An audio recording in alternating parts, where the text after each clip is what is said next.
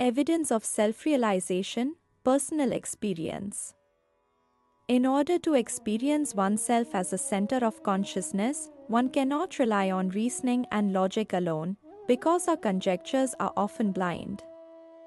Through reasoning alone, one cannot prove that the person who is being respectfully addressed as Father is actually the father of the concerned person. This must be confirmed through tests. Similarly, to practice this divine undertaking, one has to set aside all arguments to get started and instead successively adopt the traditionally established and tested practices of dharana, concentration, dhyana, meditation, and samadhi, absorption. To ensure that the doubts that arise from logic do not interfere with the objective of experiencing the inner self, temporarily hold your objections. Rest assured, it is not my purpose to confuse you with meaningless abstractions. I have full confidence and say with solemn promise to you who is trusting me in this endeavor that this path is safe. It has been tested by me, I have been there. Come, follow me, you will not be pushed anywhere, you will be slowly led to the destination. Practice the exercises given in this book, and through meditation and contemplation explore the hidden domain of your mind. Conceptualize yourself as a central star shining like the sun, around which you experience your entire world revolving. Repeat this exercise again and again until the impression becomes so deep that whenever you pronounce I, there is a flash in your mind of a comprehensive image comprising your thoughts, strengths, and talents, along with your central star. Whenever you look at the world, everything in it should appear as though revolving around you as the center. Here is another method for speeding up the process of self-realization. When meditating, repeat your own name, slowly and deliberately. You will find your mind becoming concentrated on your true form. While trying to conceptualize the soul, many people become distracted and confuse the soul with the limited sense of self related to the physical body. This false identification provides only petty material benefits, increasing a mistaken sense of confidence in the limited self. Identification with the true, inner self requires complete freedom from bodily identification. Dissociate from body consciousness. To overcome this hurdle, visualize in the state of meditation that you and your body are two different entities entirely. You are only using your body as a garment or tool, so try to relate to it that way. Imagine your I continuing to exist even after your body has been discarded. Imagine leaving your body, observing it from a higher level, as a nest in which you live and can easily depart. You are responsible for making this hollow body healthy, steadfast, and useful. You are its master. You can use it according to your own free will. Tell yourself, I am not this body. It is a tool, a rest house.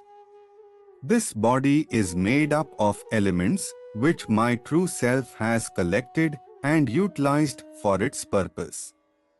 During meditation, completely forget your body. Concentrate your thoughts and emotions on I, a separate, conscious entity.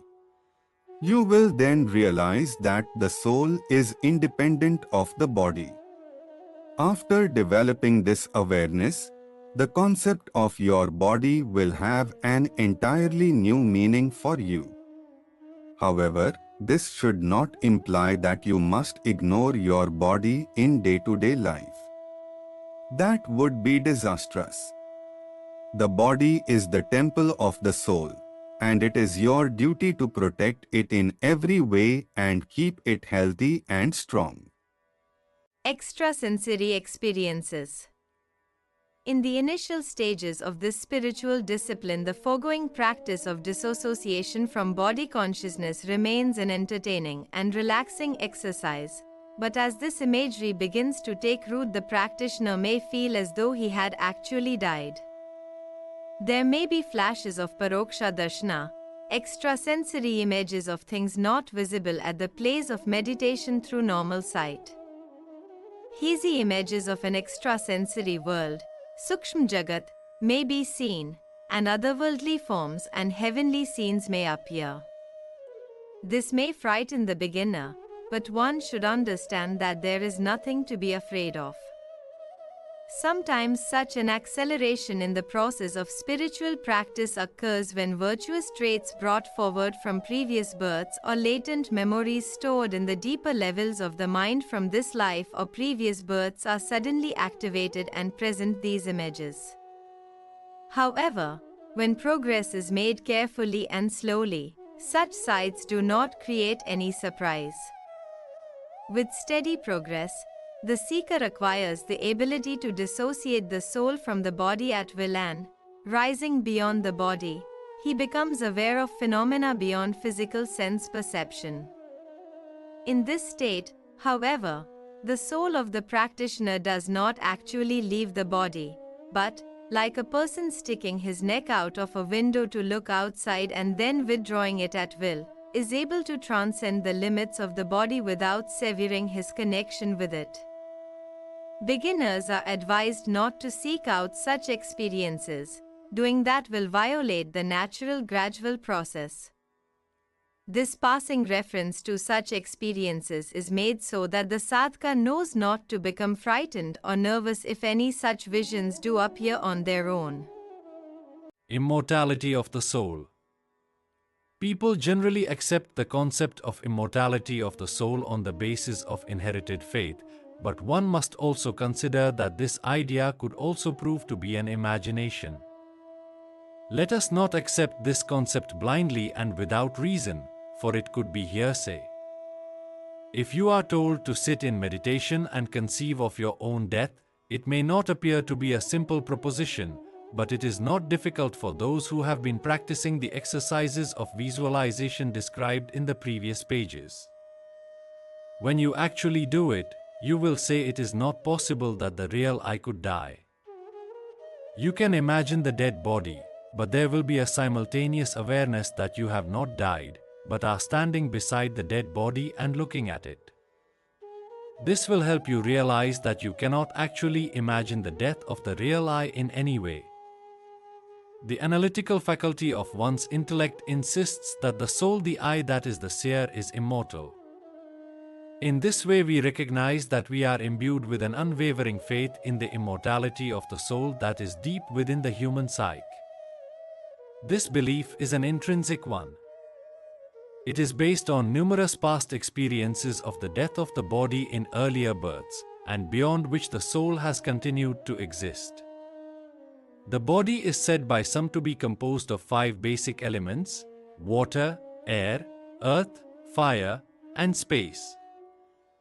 During meditation, visualize your true self as independent of this form, unconstrained by any of these elements, free of the body, not confined by it. Tell yourself, I now have independence from the physical body.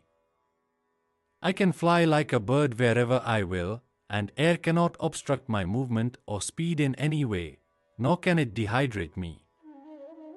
I am now passing through a huge column of fire without feeling any pain. The effects of the heat are limited to the heat-sensitive organs of a material body, so how can I, the Atma, be burnt? And being likewise free from all the effects of earth and water, there remains no element of the physical world that can touch me or create the least obstruction to my freedom.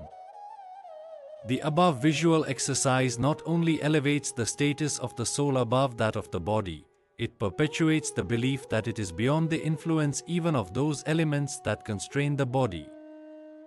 The true self becomes aware that it not only has far greater potentialities than the body, but transcends the elements of its physiology as well. This will cause you to feel reborn. You will realize again that things you were formerly afraid of cannot actually harm you, and their reach ends at the physical level. Through knowledge, and with willpower, these fears can be removed at the physical level as well. The identification of I, as the soul, is the key to lasting joy. Always remind yourself that the key to self-realization is the proper identification of I. Only after developing this capacity can you progress towards total self-realization. You must realize that the immortal soul is independent of the mortal body, that the soul is a star around which your entire world revolves like the planets around the sun. This perception will endue you with vitality and vibrance that will be reflected in your actions. You will feel an unshakable peace and discover that you cannot be disturbed by the trials of this world. This is not all. As you make progress, you will find yourself gaining skills which will enable you to remain calm during the greatest calamities of life, to quiet them and rule them. A self-realized person always smiles, even during such times. He laughingly bids farewell to worldly problems, saying, "Goodbye. Go away. Get lost in the darkness and illusion that created you." Seekers, begin practicing these primary lessons in self-realization. Do not despair for quick results if your progress seems slow. Do not be disappointed if you slip backwards as you move forward. You will make up that loss. If you are serious, sincere, single-minded, and steadfast, you will attain self-realization. Remember, even the farthest journeys begin with a single step. Get started and continue with patience. Affirmations of this lesson: I am a powerhouse of talent and energy. I am the inexhaustible source of divine thoughts and vigor. My world is revolving around my inner self and I am independent of the physical body. I am indestructible. I am indivisible. No one and nothing can harm the real me. Chapter 3 Indriyani Parani Ahu Indriyebhya Param Mana Mansastu Para Buddhya Ya Buddhe Parat Astu Se Bhagavad Gita 3:42. The senses, they say, are great. Greater than the senses is the mind. Greater than the mind is the intellect. But greater than the intellect is he, the self. In a human being, the body, the senses, the mind, and the soul grow progressively more rarefied in that order. In order to clearly perceive the soul, one must understand the differences between the body and its senses, between the senses and the mind, and finally, between the mind and the soul. In the preceding chapter, exercises for realizing the soul as an entity apart from the mortal body were provided. In this chapter, the faculties of the mind will be analyzed. The ancient sages described the mind and intellect as two separate entities. Contemporary philosophers, however, describe the intellect as a faculty of the mind. Both regard intellect as the most subtle component, either as a distinct entity or as part of the mind itself. In this chapter, intellect will be taken to mean a more refined state of the mind. So far, you have learned about the physical covering of the self. This chapter will help you differentiate your true self from the common notion of I that is associated with the mind. This is a very subtle distinction, much harder to make than distinguishing from the physical body. Separating the true self from the faculties of the mind requires a deeper level of perception and sensitivity. Even after extricating the self from its physical coverings, the mind remains and consequently creates confusion. In reality, the mind is the conscious entity that serves as a link between the body and soul. For the sake of convenience, it can be divided into 3 levels. The 3 levels of the mind. Pravritti mind. The Pravritti mind is responsible for the formation of habits. It does not adopt or discard them easily. The experiences of countless years of evolution are all stored in the subconscious layer of the mind. Before assuming their current form, human beings went through countless lower life forms that lacked a developed intellectual capacity, and as such acquired many of the more primitive traits such as anger, aggression, and animosity. Further traits such as jealousy and anxiety were also acquired when man himself was not an evolved creature. Traits like these were not consciously eliminated through disciplined effort in an earlier birth, accumulate in this level of the mind. It is a unique museum with an odd assortment of antics. Among them are a few good, worthwhile, and even invaluable instinctive urges, but many others are perverse and frightening. The seeds of all impulses, such as greed, violence, cruelty, rage, and impatience, which are common in crude people and animals, are also stored in a subtle form in this part of the mind. These traits are kept under control by a higher level of mind by some people, whereas others are less able to control them. The basic impulses of the two lower modes of nature, tamas, ignorance, dullness, and passivity, and rajas, arrogance, sensuality, greed, anger, are all stored in seed form in subconscious layers of the pravritti mind. Prabuddha mind. Above the pravritti mind, there is a subtler level known as the prabuddha mind, the intelligent, conscious level that you are using as you read this book. The functions of this layer include analysis, judgment, and discrimination. Logical thinking, conceptualizing, and decision-making also part of this level of mind. One must remember that neither this nor the pravritti mind are the soul. With a little more consideration, it will become easier to differentiate between these. This layer of the mind can be further explored through psychology, but for the time being, it is sufficient to understand it as a covering and not the soul itself. Adhyatma mind. The third and most refined level of the mind is known as the Adhyatma mind, a distinctive characteristic of a spiritually awakened person. In the majority of people, it remains inactive. It can be safely concluded that it has begun to awaken in you as you are reading this and have taken an interest in the subject. This attribute of the mind is manifested in one's self-inspiration, conscience, and talents. Noble urges and emotions such as love and virtue originate here alone. Mercy, empathy, justice, sensitivity, and integrity are all attributes of this level of mind. But remember, this level of mind is also a garment for the soul, albeit a magnificent one.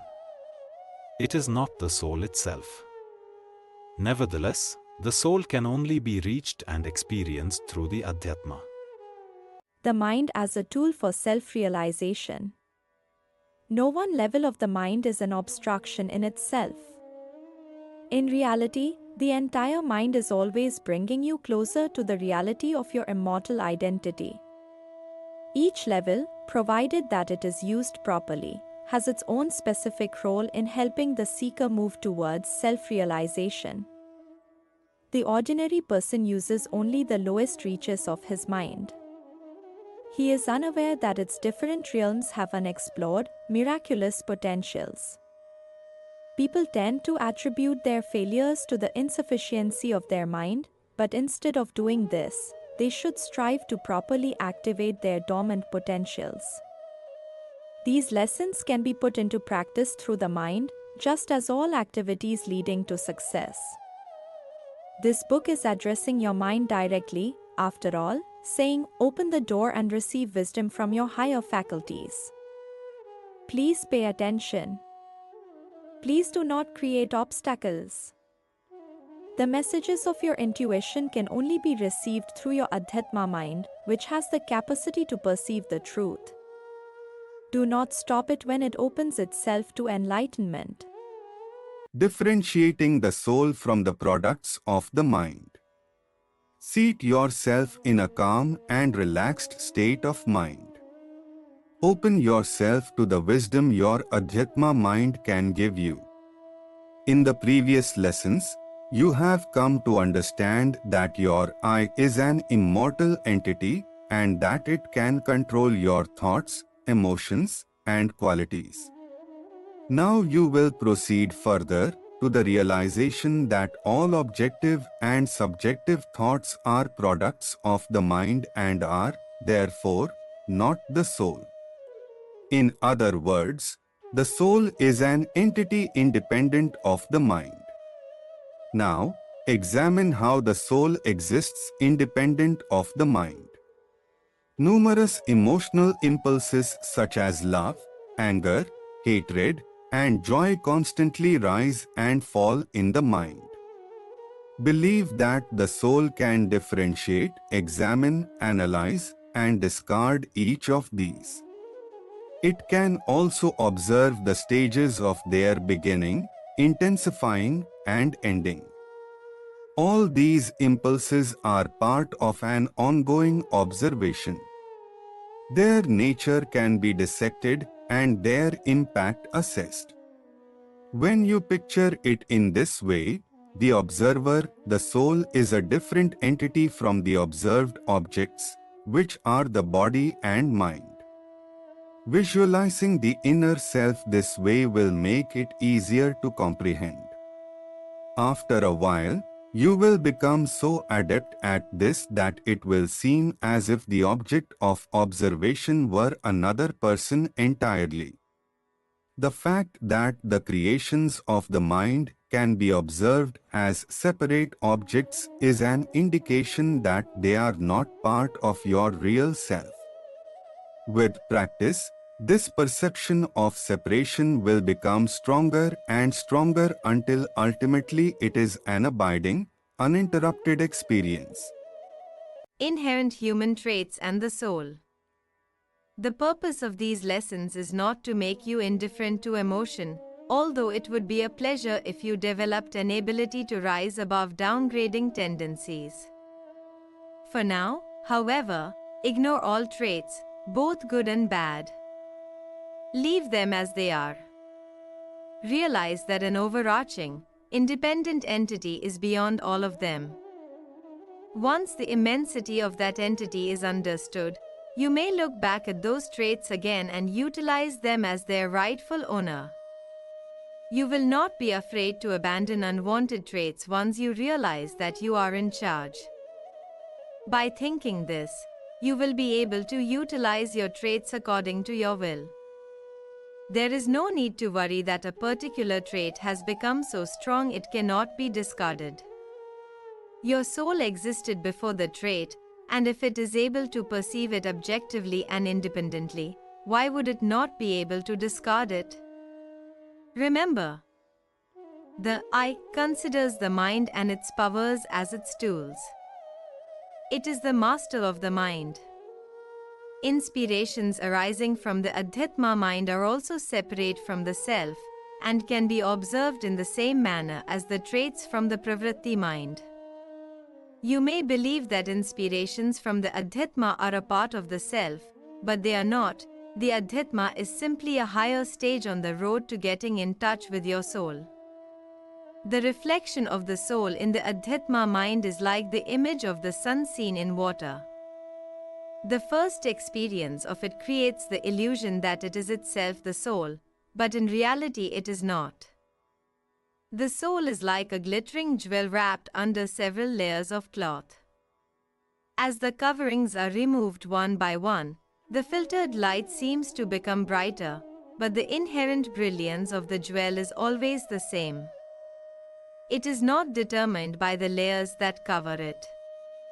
The sole purpose of trying to reach the Adhyatma mind is to create the highest possible awareness of the soul, so that you are convinced of its competence and can utilize its instruments properly. This understanding will empower you to discard the old garments of regressive traits and illusions, and don the new ones of virtue. Then you will be able to carry out the duties and responsibilities of your life effectively, thus becoming a role model for others. After attaining this level of perception through persistent practice, the seeker may be eager to know what remains to be experienced beyond the soul. Transcending the soul is the Vishuddha Atma, the pure, ultimate, immutable supreme soul of which the individual soul is only a spark. The conviction of this transcendental being comes through personal realization. By separating the soul from the body, the mind, and everything else related to it, and by successively discarding ever subtler layers of consciousness, the seeker is ultimately left with the immortal, immutable soul, beyond which nothing remains to be discerned. The logic is simple. The thinker, the analyst, and the object being deliberated upon, or being analyzed, can never be the same. The sun is self-luminous. It does not shine on itself as a separate object. In the same manner, you are not an object of deliberation, yet your consciousness tells you, I am. This is proof that your soul exists. The soul as an ever-present witness. The I, the soul, is a drop of the absolute ocean of consciousness people know as God. It is one spark of that sun of the Spirit. Seeker, perceive the existence of the soul in yourself and appreciate that man is a deity in deep slumber, unaware of his potential. Within a human being, this potential is dormant, awaiting discovery and seeking an outlet to manifest itself. Initially, its progress is slow, but after rising to the plane of the Adhyatma mind, its vision becomes clear and its path easy. After that, progress is steady and effortless. In the next chapter, you shall see that the soul, too, does not have an independent existence of its own and always remains an integral part of the Supreme Spirit. However, before exploring this, you must attain realization of the soul within yourself. Do not take these words as rambling and discard them. The elaborations here may not be as explicit as needed for this complex subject. Nevertheless, through these words, a great truth is being revealed. As you read these lines, your soul waits to proceed towards enlightenment. Take refuge in its leadership and step forward. For the explanation of such a great subject, thoughts and words seem weak. But the subject pertains to intangible realms of consciousness, which are beyond the reach of words and expressions, just as the taste of a favorite food cannot be explained in word, it must be personally tasted. This book is to help you cultivate an interest in the subject. Until you have personally experienced it, knowledge remains a mere theoretical statement. But once you have, these truths will never disappear from sight and no argument will be capable of shaking your trust in it. The inner self as the master of mind and body. Consider your soul to be the master of your body and mind. The mind and body are your subjects. So far, they have enslaved and exploited you. They dictated their own terms to you. But now, shatter their influence with one mighty blow. They cannot torment you any longer, so free yourself from their slavery. You are now being offered the throne of your kingdom. Order your subjects, your temperament, your thoughts, your intellect, your desires to work under your direction. They must now obey your orders with complete loyalty and never show the least carelessness in maintaining your kingdom. There is a general belief that the mind is the cause of all downfalls, that it drags a person from one adversity to another. With the help of the contemplative exercises here, you will be free of such troubles because you will have learned their origin and developed the confidence to control them. The sight of a large factory with hundreds of machines may overwhelm an inexperienced person, but the engineer who is familiar with it feels perfectly at ease. He can make each section of the plant work as he desires, like an experienced mahout controlling his elephant, or a snake charmer directing his viper to sway to his tune. The engineer has no fear. He takes pride in assuming responsibility of such a complex factory. He watches the production with great joy and records the accomplishments made under his supervision. One who has properly understood the nature and workings of the soul is like that engineer. Even the subconscious mind is responsive to his will. When his conscious mind is engaged in other activities, the subconscious mind works quietly towards the completion of its assignments. When it reveals its work, it often takes the new seeker by surprise, as if it was some kind of paranormal phenomenon. But the advanced seeker knows that it is simply the manifestation of his latent potentialities. Be patient. The task is difficult, but the results are greatly rewarding. Even if it takes years of practice, the endeavor of self-realization should never be abandoned. Do not remain simply intellectually satisfied by reading this. Study, contemplate, have faith, and move forward on the path of self-realization. Affirmations of this lesson. I am the master. My mind is an instrument for my expression. I am not the mind.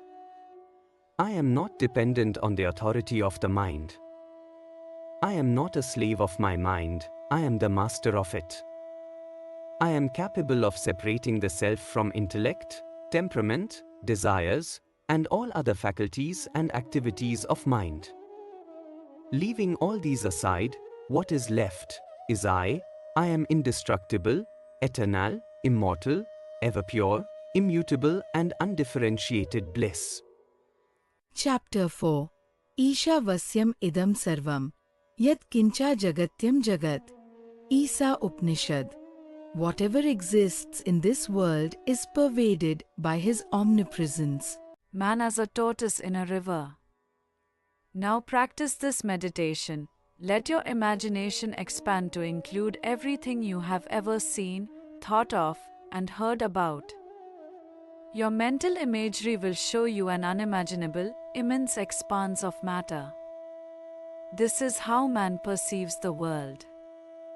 What he overlooks is that there is also an endless ocean of consciousness that coexists with this material world. Every drop of this consciousness is moving forward in its own space. The elements of matter that make up the physiology of life are constantly undergoing physical and chemical changes. Take your body, for example. Chemicals that compose various types of organic matter today will enter your body tomorrow and leave it the day after. Science tells us that the body's infinite cells are constantly being replaced by new ones. In this way, although it may not appear to be so, the body undergoes complete renewal. In this ocean of matter and energy, human beings and other life forms live like tortoises in a flowing river. A tortoise is only aware that he is surrounded by water. He is ignorant of the water's renewal and the movement of the current. Similarly, we are hardly aware of the perpetual movement of natural currents of matter around us, although these currents are constantly going through all beings. Everything in this world is undergoing change. This is the absolute, immutable law of nature, both material and spiritual. The world is fleeting, sang the sages. This must have explained all of its perpetual movement. The same applies to mental energies, which are also constantly moving about the world. Thoughts, words, and philosophies all travel through the atmosphere, and sometimes identical ideas arise in many minds simultaneously. Mass thinking by groups of immoral people pollutes the environment, and a more refined person feels suffocated at such places. On the other hand, one feels relaxed at a place of healthier entertainment and peaceful at a place of worship. Sound waves are now within the reach of scientific instruments. Radio waves are proof of invisible currents as carriers of information around the world. Polygraphs can produce displays of various emotional states. Like clouds, currents of thought hover around people, and they constantly interact with them.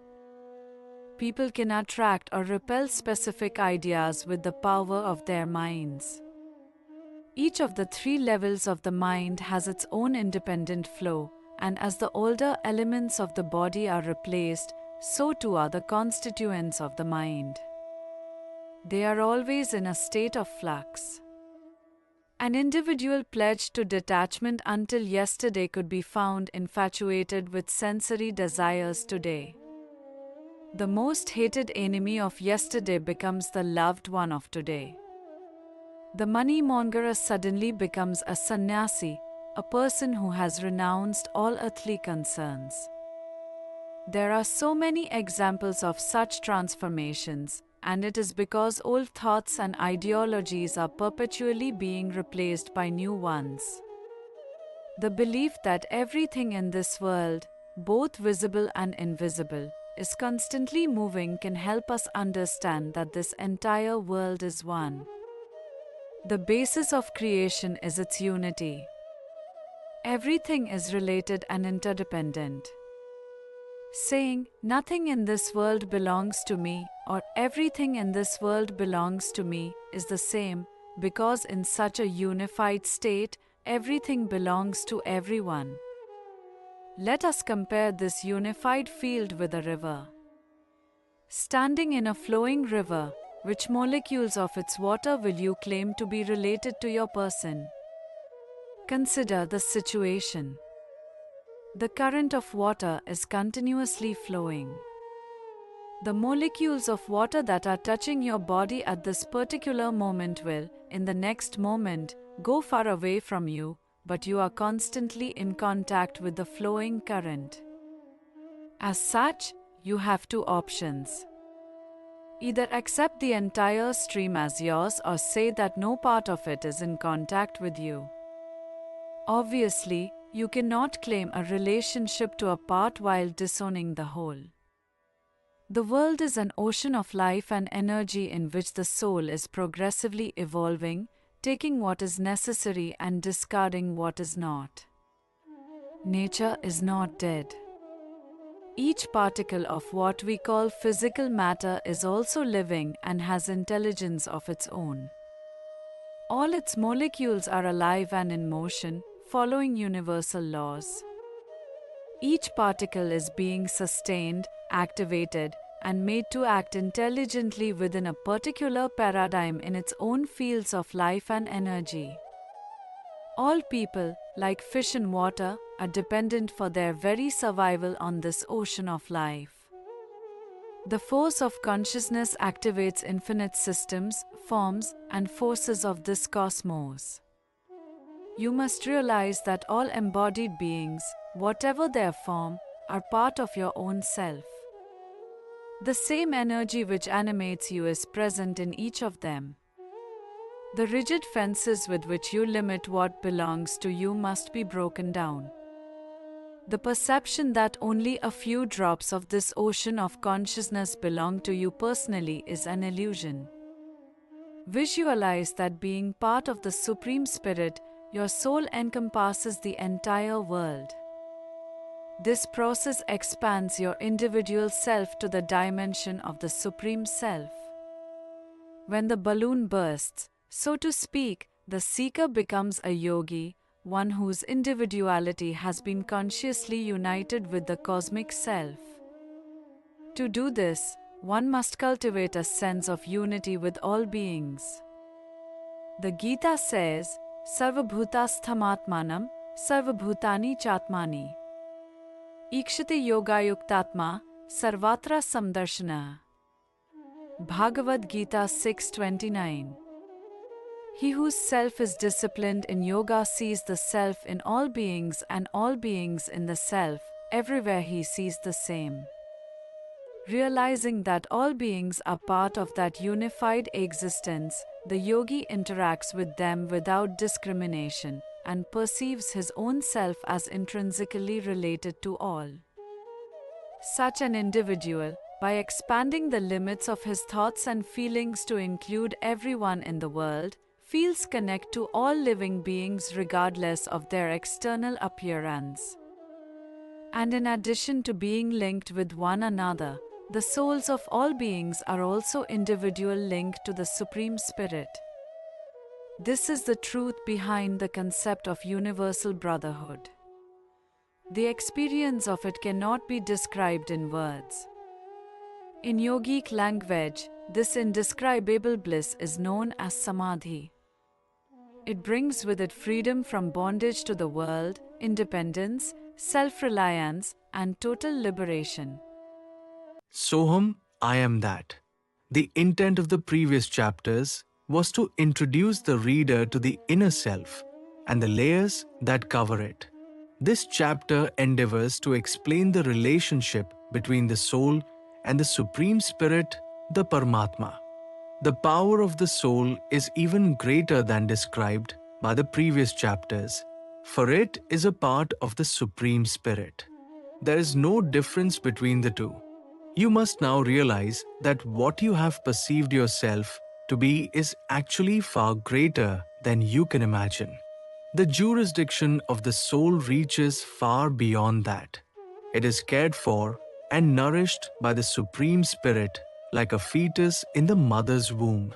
It is made of that Supreme Spirit, and spiritual practice ultimately results in a union of that individual soul, Aham, and the Supreme Spirit itself.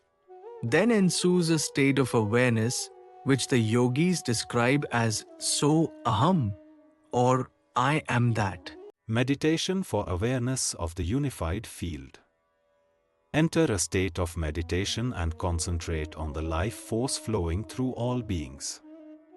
Believe that there is only one cosmic consciousness vibrating through the universe, and that this force has differentiated into the 5 basic elements that constitute all beings. All perceptions and sensations are chemical reactions produced as a consequence of interactions between these elements and the mind. Each sensory perception is like a frequency of sound from an instrument. The primordial source of energy is one, and it sustains your life in the same manner as it sustains other organisms. The children of nature are sitting together, sharing one quilt of cosmic consciousness. Let your mind, heart, and intellect understand this truth without reservation. Let it become a matter of deep faith for you. Unification with the universal mind. You have learnt about the unity of all creation. Now, turn your mind to the way that the cosmic energy manifests itself in various beings. Your individual mind is only a drop in this ocean of minds, all working with hundreds of mental processes, all composing a universal field of knowledge and perception. The mind of an individual acquires knowledge through books, people, or direct interaction with the universal mental plane.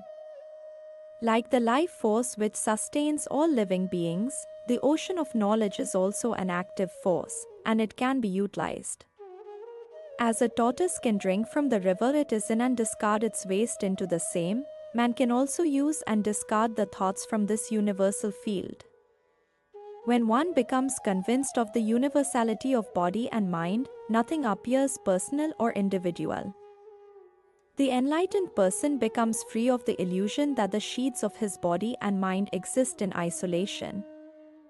With the relationship between all things throughout the universe, each individual can be considered an integral part of the whole. Then, nothing in the world appears alien. The two aforementioned statements, "everything in the world belongs to me" and "nothing in this world belongs to me," mean the same to him. Now, understand that the soul knows this. It views all things inanimate matter, lower orders of beings, the constellations and planets with happiness and a sense of unity. To the soul, nothing appears alien, ugly, despicable, or unworthy of intimacy. It does not consider the nests of the birds less significant than its own residence. This level of enlightened empathy is not only essential for individual spiritual progress, but necessary for the well-being of the entire world. From this level of consciousness, the world is revealed in its true perspective, and the awakened seer will know how to act with equanimity in all circumstances. Once a seeker reaches this stage, he no longer needs to seek any virtues. They become part of his personality, and evil impulses fall away like dry autumn leaves before the onset of spring. The attitude of a steadfast, wise person. One who attains steadfast wisdom, Sthitprajna, Gita 2:55-72, realizes that although all beings seem to have their independent individuality, they are parts of one supreme reality, that the water in all of these vessels reflects the image of the same sun. Even though the child has a separate existence, his own body is made with parts from both his mother and father.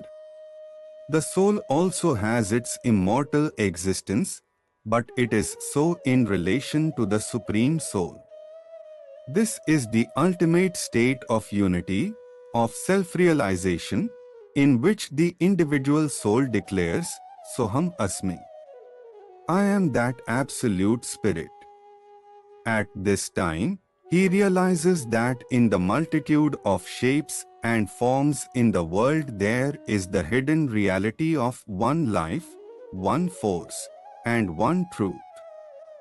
Seekers of truth strive for this level of attainment. The quest for absolute truth ends with the answer to "What am I?" This is the highest wisdom, beyond which nothing remains to be known. The life of one who has learned this by heart will be full of love and compassion. This is the fulfillment of the aim of human life. Affirmations of this lesson: my body and mind, and associated people, places, and things, are only momentary manifestations of the all-pervading universal matter. All products of my mind information, thoughts, ideologies, and resolutions are particles of an undifferentiated universal field of intelligence in the mental element. The elements of matter and mind are perpetually in motion. Therefore, there are no limitations to the number of things belonging to me. Everything in all the planetary systems of the cosmos belongs to me. My immortal soul is an inseparable and indivisible portion of the Absolute Spirit, Paramatman, in its ultimate state. I have attained the Atmanment with the Supreme Spirit and am even now experiencing the unity of my soul with the Absolute Spirit. Soham Asmi, I am that. About the author. Sri Ram Sharma was a scholar, philosopher, and a visionary. He believed that the problems of the world stemmed from our lack of spiritual outlook, and that all of them could be solved by changing our individual mindset. To this end, he authored many books relating to topics such as scientific spirituality, anti-consumerism, social service, and other subjects for which he saw a prominent need in today's world. What Am I?, written in 1940, was his first book. It was intended to give his readers a sense of their own identity, based on the Vedic idea of the soul and its potential. He explained that each spiritual activity is based on the science of autosuggestion, creating necessary changes in one's personality and thinking. He established several institutions, including a unique research institute for scientific spirituality, the Dev Sanskriti Vishwavidyalaya, Divine Culture University, and Shantikunj, a spiritual guidance center and headquarters for All World Gayatri Parivar, AWGP. His organization, the Gayatri Parivar, is composed of millions of members worldwide and runs like a family.